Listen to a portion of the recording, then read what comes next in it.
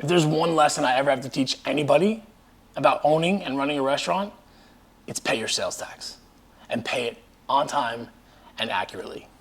My restaurant in 2010, we had a nightmare on our hands. Cost us $180,000. We paid back every dime and almost put us out of business. That's because we didn't file the proper sales tax, we didn't file them on time, and we didn't pay them on time. And we were so busy and unorganized and focused on, head down running our business that we never looked at any of the stuff from the state, and it got real scary real quick. So that's the number one lesson I share with you guys. Pay your sales tax. And you want to do it real easy, real simple? DAVO sales tax. I'm telling you right now, it is the number one no-brainer. Any client I have, anybody I remotely know who's opening a restaurant, before I talk to them about anything else, I tell them to sign up for DAVO, because they hook directly into your POS. You do your business all day long, right? It pulls your sales tax, says this is what you owe, takes it from your bank, and then pays it for you monthly, quarterly, whatever you have set up, and then that's it. You don't have to worry about it. You can go back to running your business. You can go back to enjoying what you do best. This is not why you got into the restaurant business, is to calculate and pay sales tax. Yeah, sure, your accountant could do it, but they don't even like to do it. We had an accountant, he didn't do it. So here's my thing. Go to the website, sign up, takes 2 seconds to sign up, and at least talk to somebody. Figure out if this is gonna be right for you, but I'm gonna tell you right now, if you listen to us, if you listen to Sean's show, the fact is, every client, every person we talk to, we recommend DAVO because it is such a no-brainer. I tell them all the time, I should be a salesman for you guys, because I'd walk into restaurants and be like, just sign this. You want to never worry about sales tax again? Sign this. So DAVO sales tax, the link is in the show notes. You guys check them out. It is a no-brainer. Never worry about sales tax again, and go back to doing what you love. Hey everyone, Avi Gorin, CEO and co-founder of Marqii, and I want to talk about the customer journey for a second. You never know as a restaurant owner where your guests are truly coming from.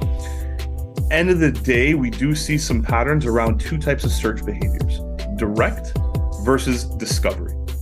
Direct search, for an example, would be jumping into Google and saying Cali barbecue hours, right? I know where I want to go to eat, but I'm missing a key detail. I need a little bit more information. Discovery, which is the bulk of searches, is barbecue in San Diego, restaurants near me, takeout near me, right? One of the best ways to be found for more discovery searches is leveraging keywords. Reviews are basically free content for you to leverage.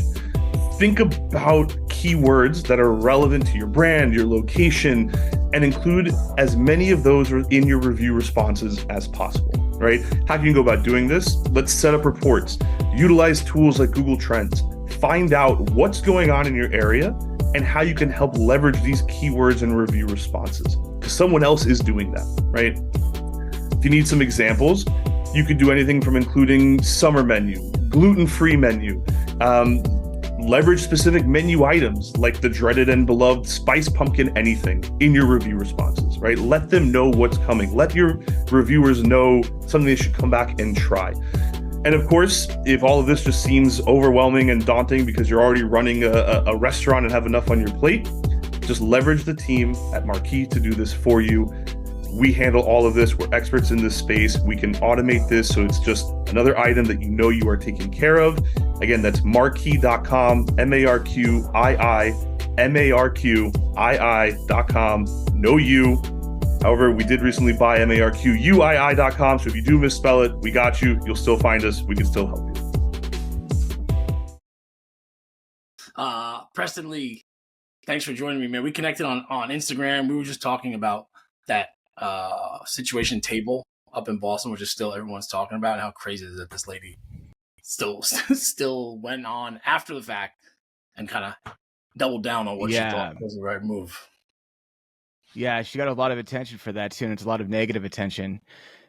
And I'm just like, man, I'm bummed out for her, but I'm also, I wish, that's someone brought it up on, you guys were talking about it on your podcast, that she kind of came up without the proper restaurant experience. Not that that's good or bad, but the downside of that is that you have to know you cannot combat fire with fire. with bad reviews online. You just can't do it. I mean, sure, there's a time and place to like defend your restaurant, especially if someone's just like bad mouthing it like randomly or mistakenly.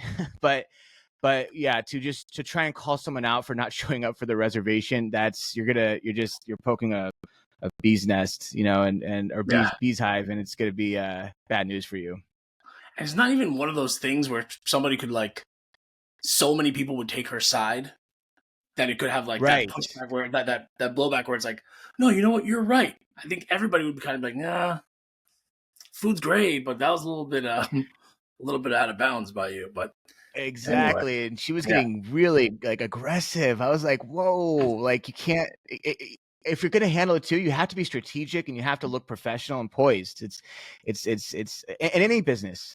Yeah. At any level, you have to look professional and poised. And yeah, I get it though. Like we were talking about, it's just when you own a restaurant, any business, and it gets attacked, you're super defensive, and it's sometimes you just fly off the rails. But yeah, you should definitely try and get her on the show. That would be a very, very good interview, and I'd love to hear her perspective out like post incident. It's like 3 million views. I think the whole show would be like, so what were you thinking? Like what talk me through that. There's got to be a few glasses of wine in there. There's got to be a few drinks in there, I have to imagine. I don't know. That's just my thought, just knowing the exactly. industry. Yeah, dude. What was going on? Like, tell us what was really bothering you. Because I almost get it. Like, my bartender called out, the dishwasher was broken, the grease trap was backed up, and we were double booked on it. Was like another thing. Right. Which I think if she would have come out and said that, it would have been like, oh, exactly. I get it. Yeah. You hit me at a breaking point. I'm a human being that runs a business, and I got defensive, and I shouldn't have, and I apologize. I'd like to bring you in for a free dinner. How about that? How about I bring you in for a free experience, and we just mesh this thing out like two humans? Yeah. Oh my God. So that's the thing. Like we may have mentioned it on the show where we're talking about, we had a couple episodes back with Sean and Troy. And I think when you think about what should have happened, like, oh man, wow, that's a bummer. I'm sure you're really looking forward to coming in tonight, and then send them flowers to the hospital or send them some sort of like get well soon something. That would be like some enlightened hospitality shit. But I know that's a reach, but something in between what she did and that. It's not a reach. And yeah, agreed. Yeah, 100%. And honestly, it's not a reach, dude. That's genius. That's smart. You're creating and almost forcing free marketing, because imagine if he posted that.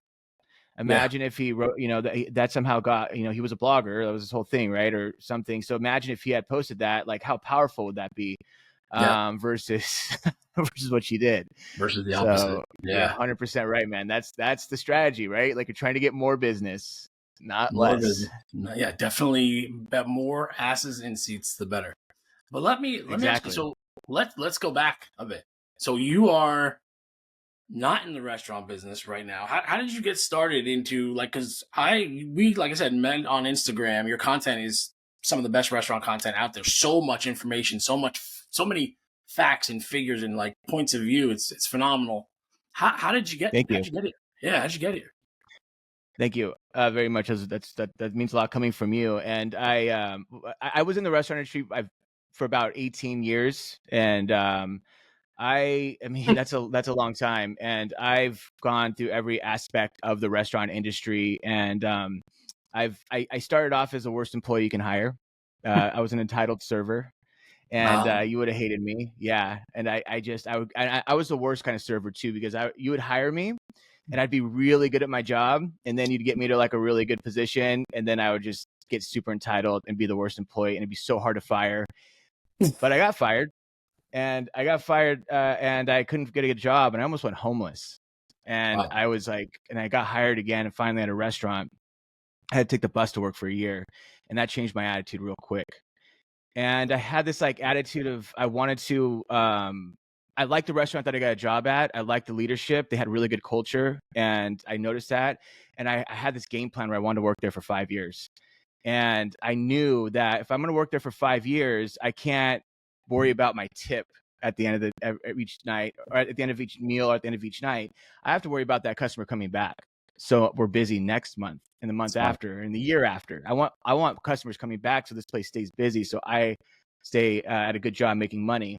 And so I started just figuring out ways to get customers to come back. My management noticed that, and I got moved up into a management role pretty fast, training servers to do that. Then I got moved up to training managers to train servers to do that.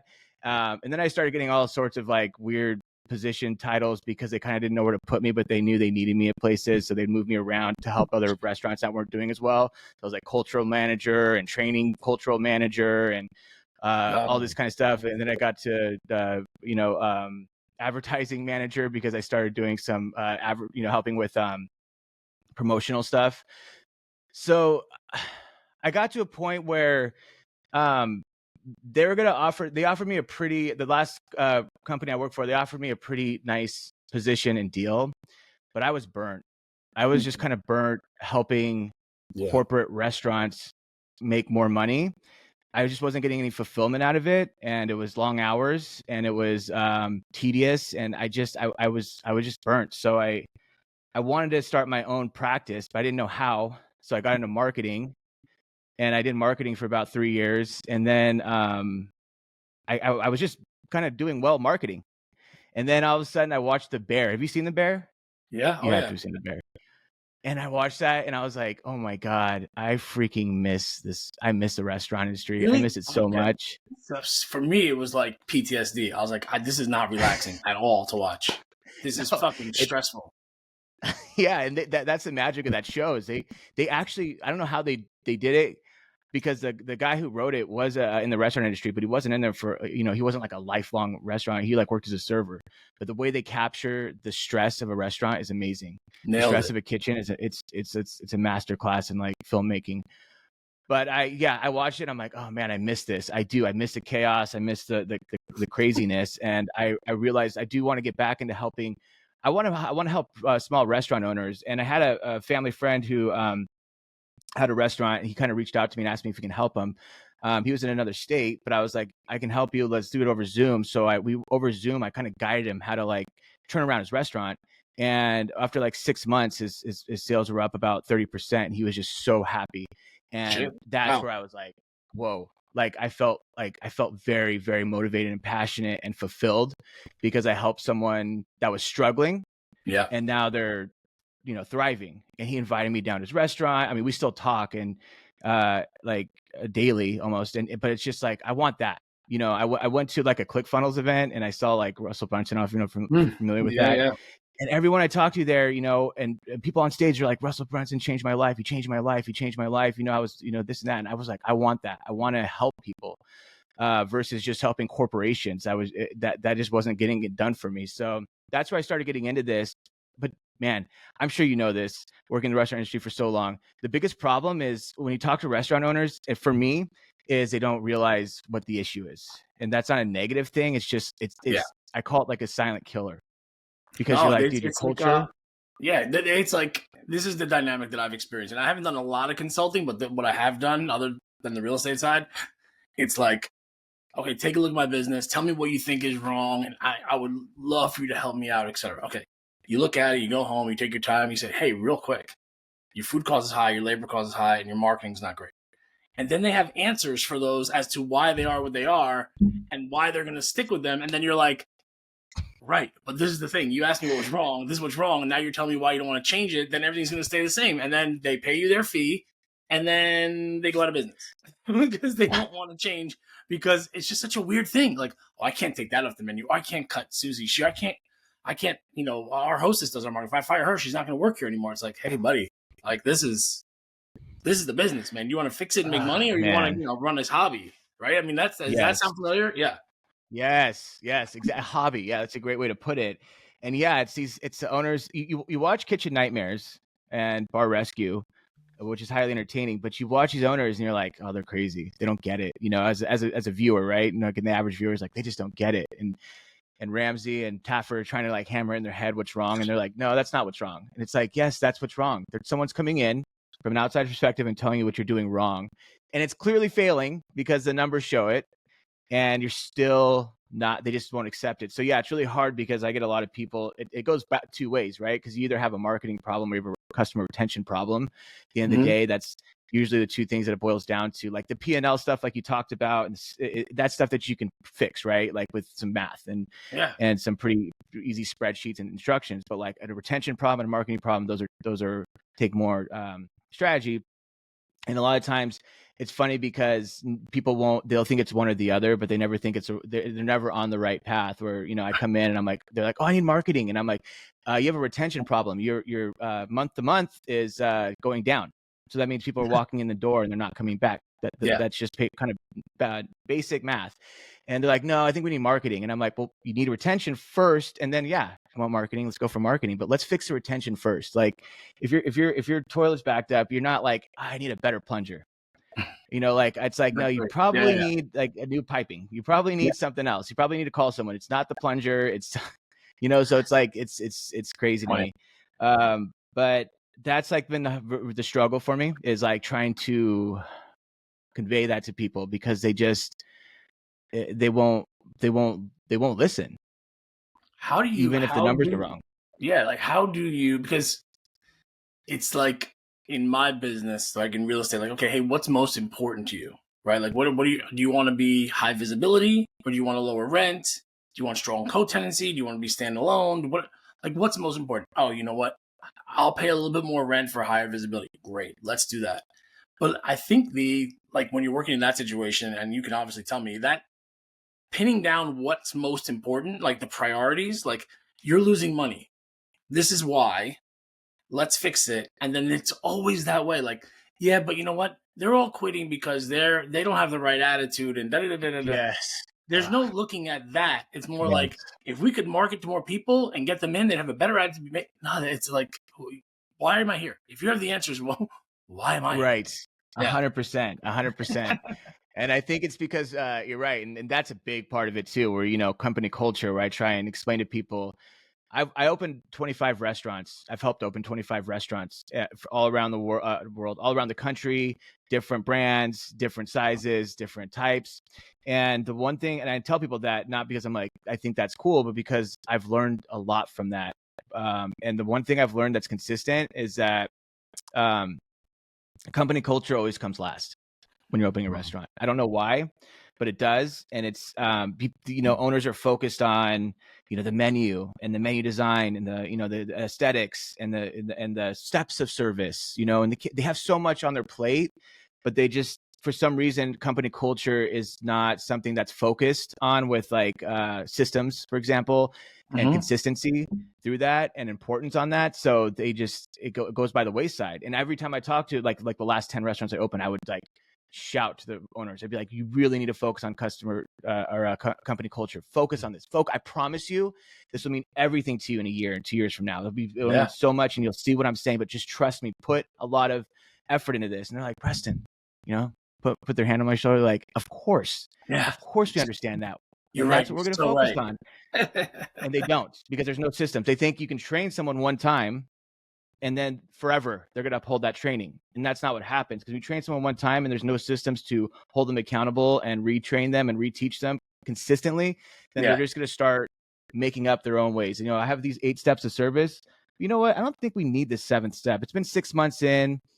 The managers aren't really watching me like they were before. This step is not necessary. And this step I can flip over. And this step, now you have 15 servers with their own steps of service. When you're in a shift meeting and they ask you what the steps of service are, they're going to tell you what you want to hear. But when they're on the floor, they're going to do their style, because trust me, this style is better. They know better.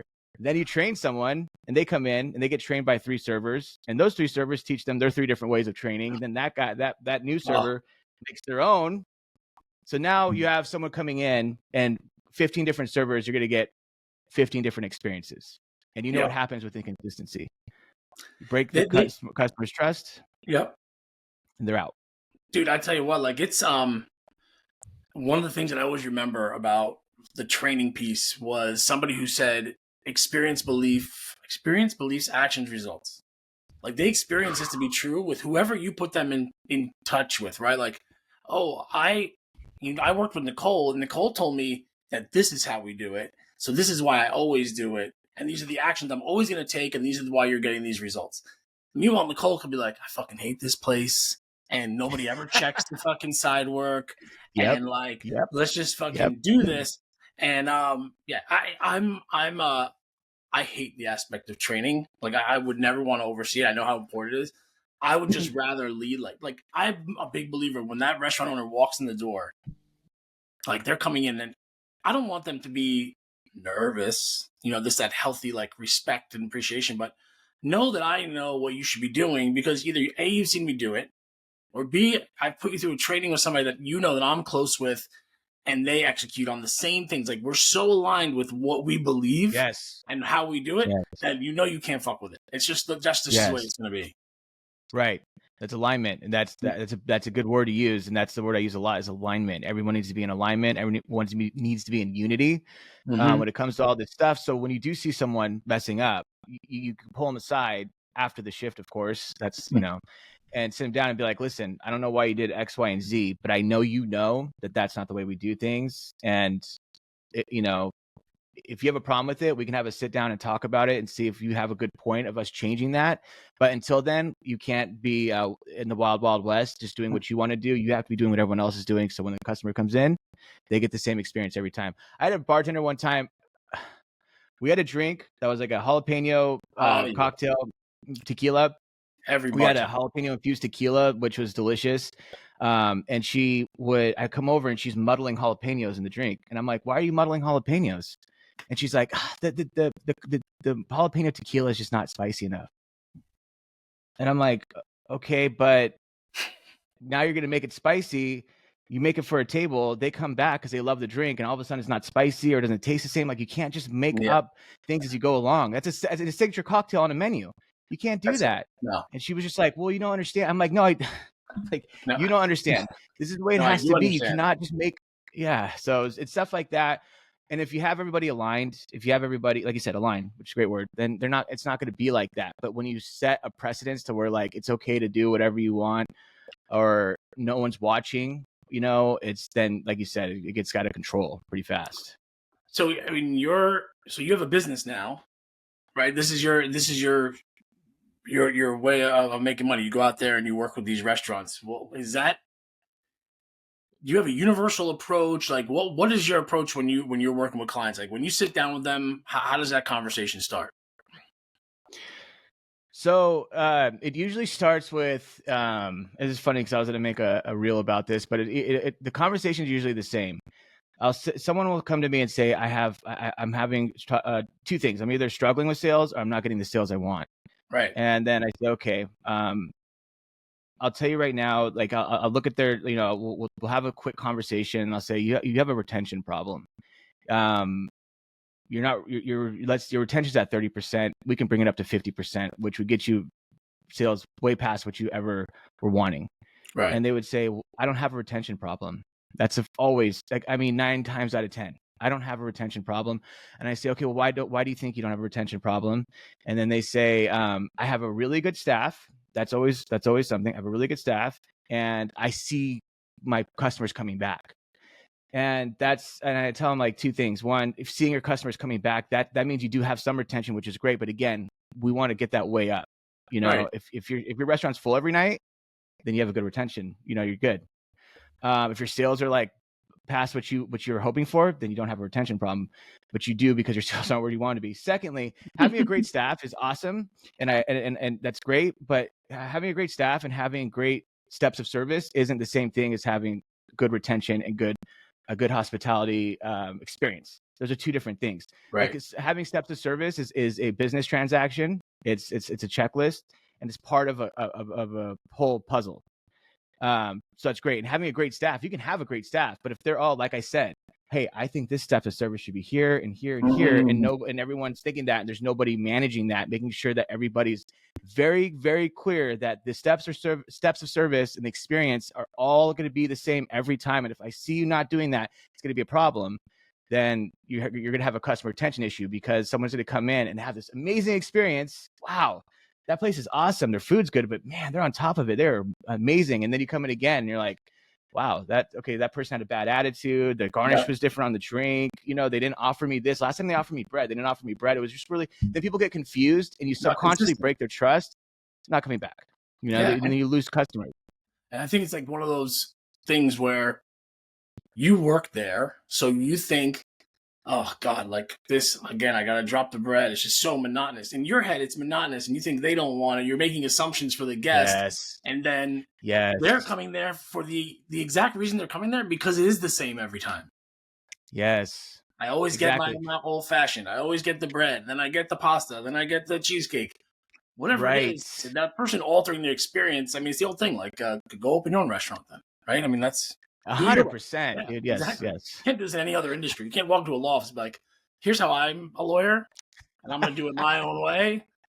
Screw everybody else. Yeah, it's just not the way it goes. Exactly. I'm a doctor, and usually you're supposed to do heart surgery like this, but check this out. Yeah, they're wasting their time with their putting gloves on every single time.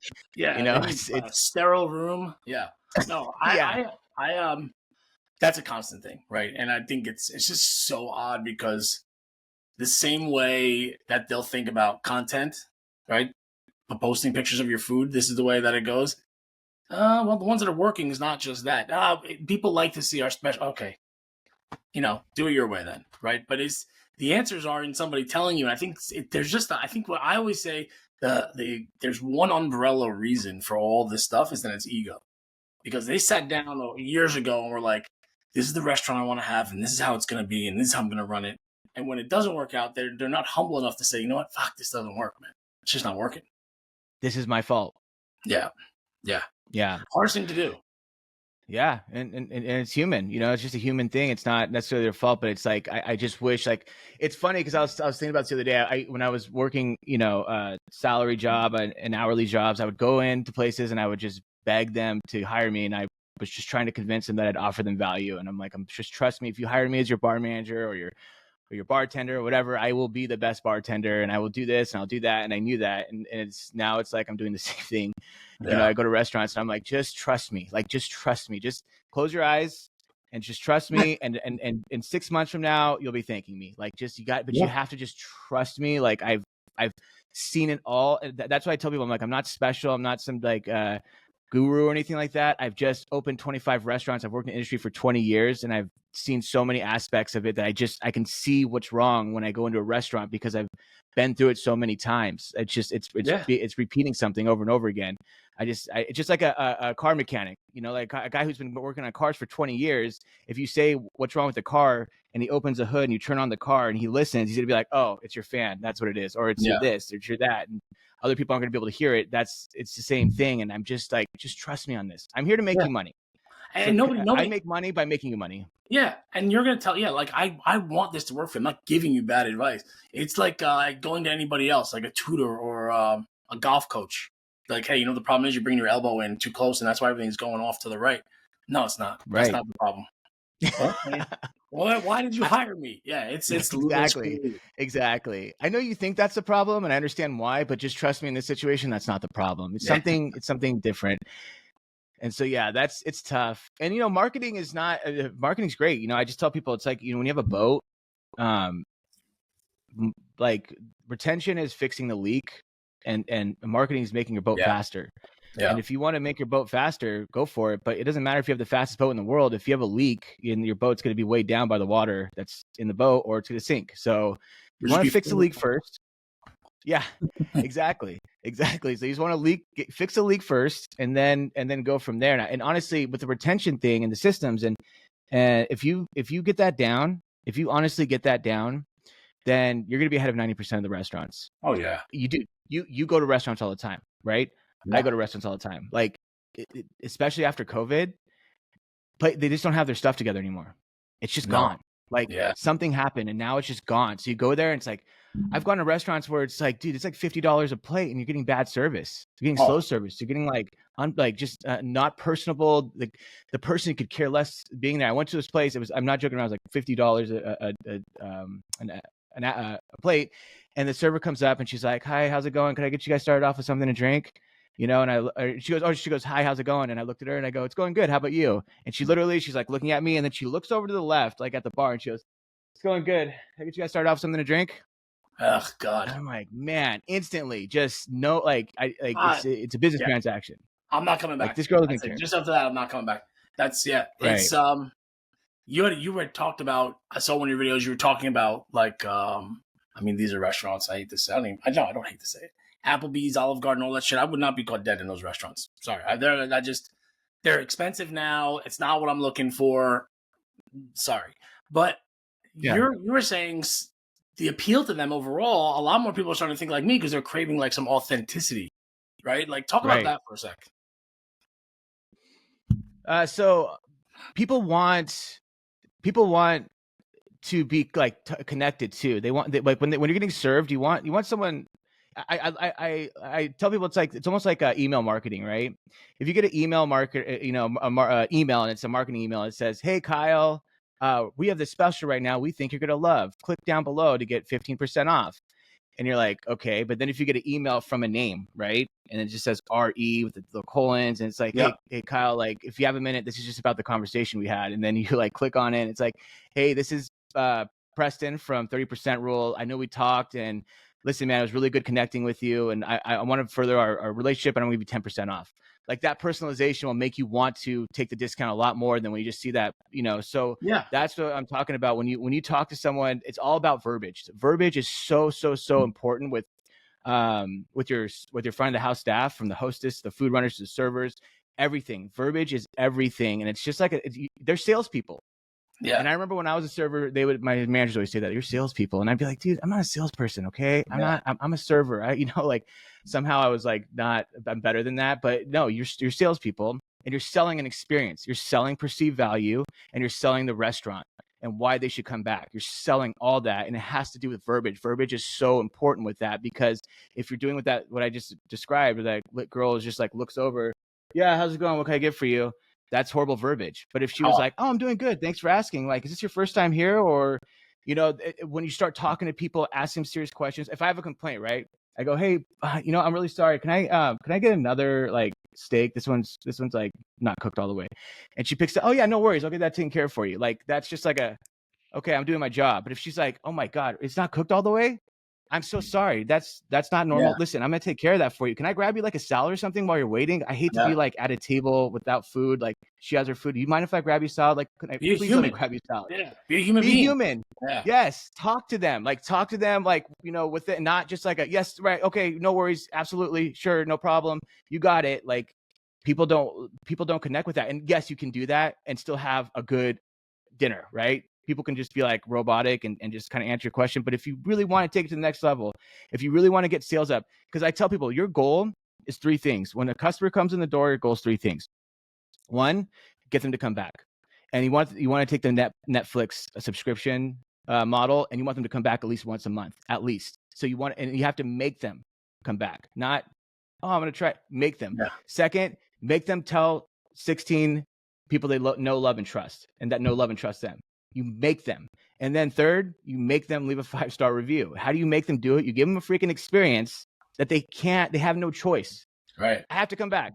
I have to leave a review. I have to tell someone about this. Like, have you ever gotten a good deal somewhere, got a really good deal? Like, what do you do after you get that good deal?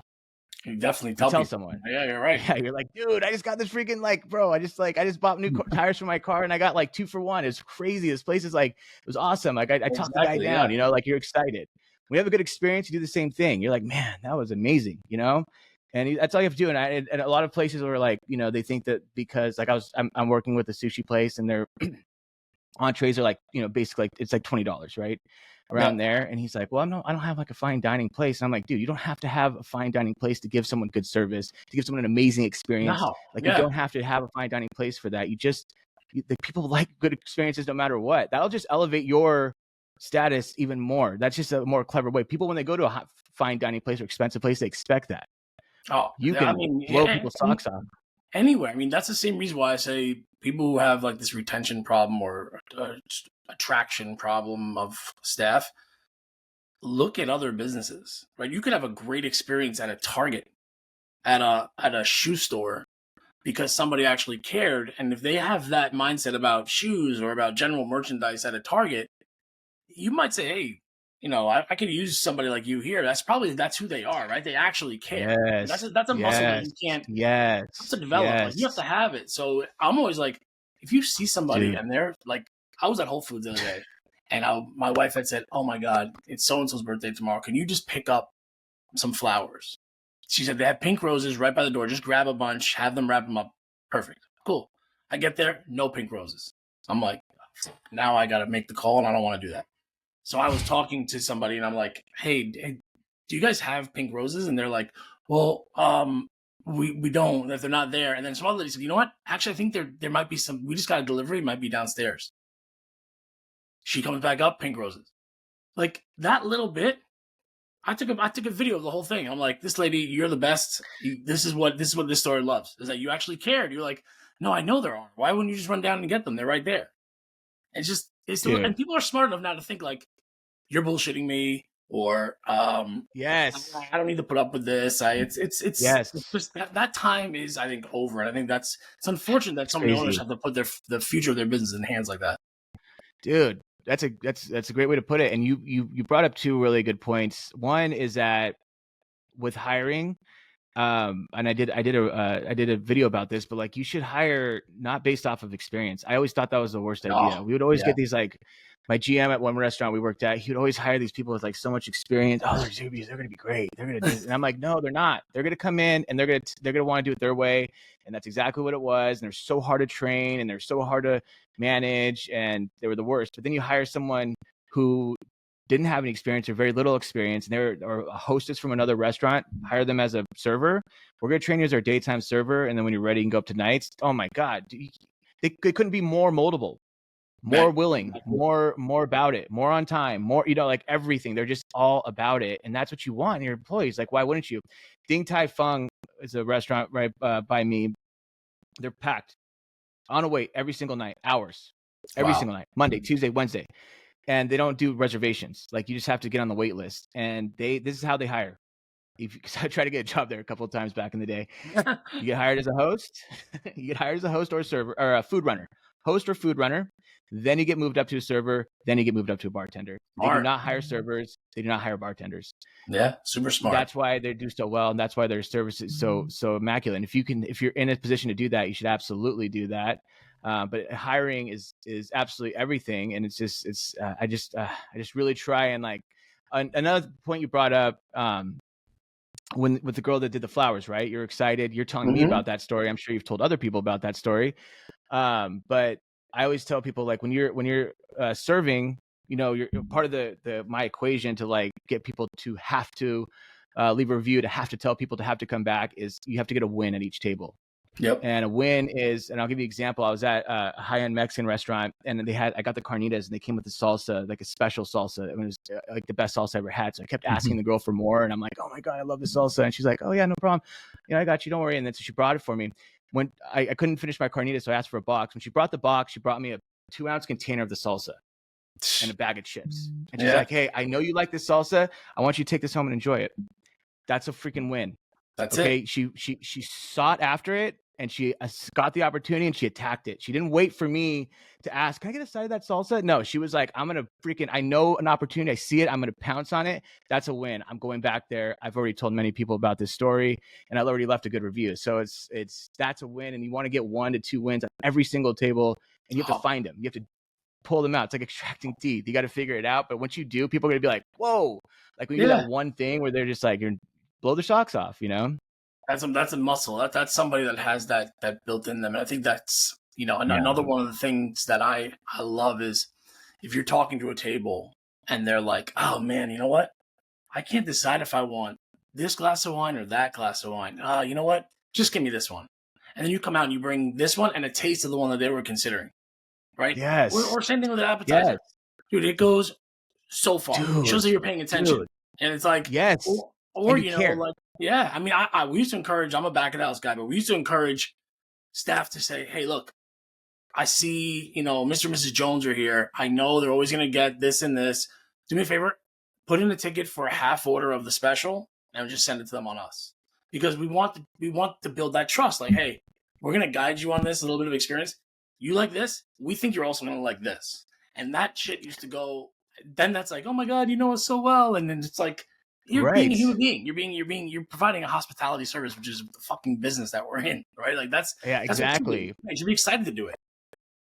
Yeah, and you feel like you're family. You feel like you're a part of. You feel like you know someone. When people do that for you, you feel like you know someone that works there. You know them, so you're more prone to go in more Yeah. versus just having this robotic service where it's like I'm gonna check these boxes. Hey, guess what? They got the refills every time. They got a 2-minute check back. You know, they got this, they got that, they got a minute greet. They're good. It's like that's not. I mean, dude, that's what I expect. Like Yes, exactly. I That's the expect minimum. that. That's a minimum. Yeah, let's build off that. You want to like get different results than the 15 restaurants in the 1 mile radius of you, then you have to have different tactics and different strategies than they do. That's the thing is what people crave most and will pay most for is access. So I think when you create that experience, now it's like, oh, they know me there. I can go there. Yes. You know, certain guests, it's like if you're the manager, I mean, obviously get your owner's approval, whatever, but if they deny you, just go find another job. Say, hey, look, you guys want a reservation? Just text me. I'll take care of it. Yes. Text me. Oh my I'll take god, care of the dude. Oh reservation. my god. I'm gonna Yeah. freaking send you. I'm gonna send you the video I just made. I literally said that. I'm like, here's a strategy. You know, first of all, you need to have all your customers' phone numbers. If someone walks in the door and there's an empty restaurant, like, we get a table for two. Sure. I get your first name and your cell phone number. Yeah. You know, like nine times out of 10, they'll just give it to you. But in a weird offset chance, they say like, why do you need my cell phone number? And you say, oh, we just like to follow up to make sure you had an amazing experience and we didn't drop the ball in any way, shape, or form. Absolutely not. Don't. Yeah, of course they're gonna be like, yeah, I'll give you my cell phone. Then Yeah. yes, you have you follow up, and then if you know, hey, how was everything? Hey, everything was amazing. Thank you. That your restaurant is great. Awesome. My name's Preston, by the way. Next time you're in, ask for me. I want to buy you a glass of wine. Yeah. Do you think they're gonna come back? Like, yeah. Like they're gonna come back for that glass of wine, and they're gonna come back to meet you, and then you have a chance to connect with them as a manager, and then boom, all of a sudden, like you have a customer, a loyal customer. Yeah. I heard, you know, Chip Close, restaurant. He's a restaurant coach. I just saw a video with him, and he's like, there's some new restaurant that he's working with, and they call every reservation the next day. The partners, they take the reservation list, they divide it into 3 or whatever it is, and they call them every day. Like, Yes. even if you just leave a message like, hey, this is Kyle from Kyle's Crazy Tacos. Just want to let you know, looks like you guys were here last night and just really appreciate your business. If there's anything we can do better, let us know. That shit goes. Hey, you can. There's no Dude. marketing that's better than that. I like the name Kyle's Crazy Tacos, by the way. I think you might be onto something Super there. creative, yeah. Crazy with a But K. yeah, yeah, exactly. But yeah, dude, 100%. And that's what you want to do, because here's a problem. 90% of people don't complain, including myself. Unless something major happens, I don't complain. I just don't come back. That's just what happens. I just don't come back. Okay, you know what? This is a bad experience. I'm not coming back. Now, if a restaurant calls me the day after or texts me and says, hey, by the way, this is so and so, I just want to make sure your experience was 100%, because that's our mission. I would say, to be honest with you, the service wasn't. Now I have an opportunity to vent, right? Yeah. Honestly, the service wasn't. I had this, and that. Oh my God, that's unacceptable. Let me. Can I offer you to come back in this weekend, and I'm gonna buy you dinner, because that's the important part too. So this is a crazy story. I had a really bad experience at this restaurant, and I went to this other restaurant. My friend worked there. He was a bartender, and I'm like complaining because they were the same owners. And I was like, dude, what's up with that other restaurant? I went on this like tangent about what happened and how mad I was. And this guy sitting next to me, he's drinking a beer, and he kind of turns over and he's like, hey, can I talk to you? And I was like, sure. And he's like, I'm the owner of this restaurant and owner of that restaurant. Oh yeah. He's like, and I am just so upset about how bad of an experience you had, and I'm devastated. I want you to come in and have dinner on me. Here's my card. Anytime you come in, call me. But dude, I never went, and it's not because I didn't want to or anything. I just didn't. For whatever reason, I just wasn't motivated enough, and I never went. But if you call them and they have a bad experience, you're like, can I book you this weekend? I want you to come in and have dinner on me this weekend.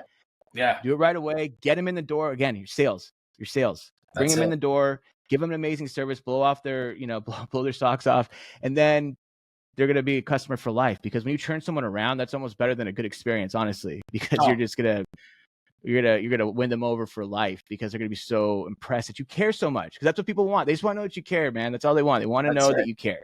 That's it. I mean, they could be having a bad day, right? That's it. So I'm going to switch gears here. Ask you a little bit about technology. I mean, what's your experience with what you've seen with restaurant technology now, like currently? Well, where do you see it now? What have you seen out there that's working? What's not working? Like, what do you think the future is here? You know what? I'm gonna be completely honest with you. I'm not a big technology guy. I never have been, because I've always worked with staff. I've always worked with company culture, and I've just never dealt with like cutting edge technology and stuff like that. So that's just not my forte. I do see obviously AI is going to play a big role in the future. It depends where AI goes too, because I think AI could maybe possibly handle those like follow up calls, for Oh example. You yeah. know, Oh yeah. where they can handle the fault, but it's not there yet. And I don't know, maybe 5 years from now, I don't know if it's going to be there to where you believe that it's a person, because again, that's a personability thing, and if you're not personable about it, you're going to turn people off right away. Like if you send out a bot saying, like, hi, thank you for replying, and it turns people off, like we talked about. But if you're like, hey, thank you for coming in. By the way, my name's Preston. If if you ask for me, I'll buy you a glass of wine. Please. I work this weekend. I'm in on Saturday. If you want to come in, even if it's just for a glass of wine, can I please buy you one? That's going to connect with someone way more than, like, thanks for, responding. What I do think, and I think a prediction is that AI will replace a lot of hosting jobs. Not a lot. There's always going to need to be a host that seats people, but I think you're going to have systems where the AI is going to set up everything for you the night before. Oh yeah. And it's going to literally, like there's going to be like a little thing the host has where she pushes the button, someone's about to get up, someone just got up, someone did, and then it's just going to keep like filling everything in for you. So literally all the host has to do is look, sit down, and when you come in the restaurant, you just check in, maybe like at a POS or something like that. BJ's has an app. I don't know if you've heard about this, where you literally can put your name on the reservation on your way there. You walk in and say your table's ready, and then they'll point you to your table. You go to the table, and then it'll read your phone that you're at the table, and then you can order food. So you don't even have to talk to a server. Or you can even order the food before you get there. You can be walking in or in the car ordering your food. So by the time you get there and you sit down, the food just gets dropped off to you. Your drinks get dropped off to you. And then you can pay with the app. So after you're done eating, you just pay. So basically, the server just like boxes your food and brings you refills and stuff like that. But it's going to get to that point, I think, where because it works for places like that, right? Where for that, like for BJ's or Applebee's, right? Where they'll take that. It's like the self checkout line at the grocery store. It's like there's just going to be people that'll take that convenience, but then there's people that are like, dude, I don't want to do that. Like I don't want to sit there and ring up, 50 things. I'll just wait in line and have someone else do it. And so I think it's going to have a place there, but I think that's going to elevate the independent restaurants and the restaurants that do have full just servers and hostesses, because people want that experience, and you'll be able to charge more because of it. Oh yeah. So you think about, I just want to say, you think about all those things, like the person, like their name, what they order, how long they sat there for, how many times they come in, where they came from, all these things, what you can put into the AI, like complaints they had, things they liked, things they didn't. If you could put that all into one AI that would spit out like, hey, Preston and his wife are coming in today. This is what they typically look for. This is what they mentioned last time. These were a couple of things like, that's the information that it's going to happen. It's going to happen. It is going to happen. I think there are a lot of companies at the cutting edge of that stuff. We just had Matt Wampler for sure. Clear Cogs use a lot of AI to tell you like, hey, looks like you're kind of running low on this. You typically are going to run out if you continue like not ordering enough or doing that kind of thing. So it's really cool. Clear Cogs is onto something there with that. But that's really cool. That's a future. For sure. Like robots. I just was in a cloud kitchen store, and they had robots that doing the delivery and all that stuff. 40 different restaurants, robots were taking the food from the different things down to the delivery drivers. But I think we're headed there. We're there. We're kind of there. Yeah.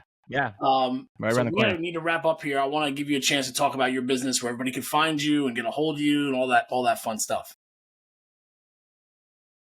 Yeah. I have my Instagram, which is the 30 rule, and there's a space there, the space 30 space rule. That's my Instagram, and you can reach me there. I also have the 30% or 30%rule.com. That's my website. And I help with customer retention. I've turned around so many restaurants, and I that's what I want to do, and help independent restaurant owners turn around their restaurants. I also offer organic social media strategy for marketing, and we've talked about that before. But basically, it's just I was at a restaurant I worked at a restaurant in Newport Beach, and they couldn't figure out their business. They were so slow. And I worked at the rooftop bar, but they had a restaurant downstairs that was really nice. The chef was from Chicago, and he was a killer chef, but he was just not able to get people in the door. And one day I came in, and the chef is filleting this huge ahi. Like they got it flown in from Hawaii. And I was like, do you guys fillet the fish here like that every day? And he's like, yeah, we get it flown in every day. I'm like, why doesn't none of the servers know? None of the I don't know this. Like, that's crazy. And so I had him film it. And then the next day I had him film it again. And all of a sudden I looked, and there was like servers filming it and bartenders, because they were doing their pre-shift and they saw it. So they were all filming it. And dude, we got so many people that came in randomly because they saw the 15 servers and bartenders stories where they had filleted this fish. And then I realized that we're onto something. So I put together a social media strategy, and love him or hate him, but Andrew Tate does this too, where that's how Andrew Tate got famous. He didn't have like an Instagram page that blew up. He had people distribute his content randomly. Yes, right. Yeah, hundreds of thousands of people distribute his content. That's how he blew up. And that was a strategy. Who's gone to like Andrew Tate's Instagram page, even before it was banned? Like nobody, right. But they go to they heard of him. They've seen him. That's what I think restaurants should be focusing on. Like that's how you really blow up that's how you really get business through social media. It's so hard to get it through your Instagram page, and you know that. Like, yeah, it's tough. It's like, I see this when I come in. Show me what I don't see. Tell me what you don't have time to tell me when in the restaurant. Like how you got started, why you're here, where you're going, your background, the chef's background. Like the personalities you have in a restaurant are, think about, hate to keep picking on lawyers, but like an insurance company, they know they need to create content. Who the hell in their office is going to create content? You're not hiring people in an insurance company for their personality. You're hiring them for some other skill set in a lot of cases. Yes. Maybe insurance is a bad example. But I know what you meant, yeah. So like you have the opportunity to get your bartender out there, your server, your hostess, your chef, to show all the cool shit that you do, and very few people do it. But when they do it, it resonates. For sure, 100%. So that's a big thing. But yeah, that's where you can find me. And I just say, just reach out to me on Instagram if you really want help. If you are a restaurant that's struggling and you're just like, I just want help, like it'll be worth a conversation. But just send me a DM on Instagram, the 30 rule, and I'll show you some options. Awesome. Preston Lee, thank you so much for your time. Guys, you will find all of his contact information in the show notes, and he just told you a bunch of different ways you can get a hold of him. So thanks for your time. I appreciate it, and I look forward to staying in touch. Maybe we talk again sometime soon. Yeah, absolutely. Awesome. And this. All right.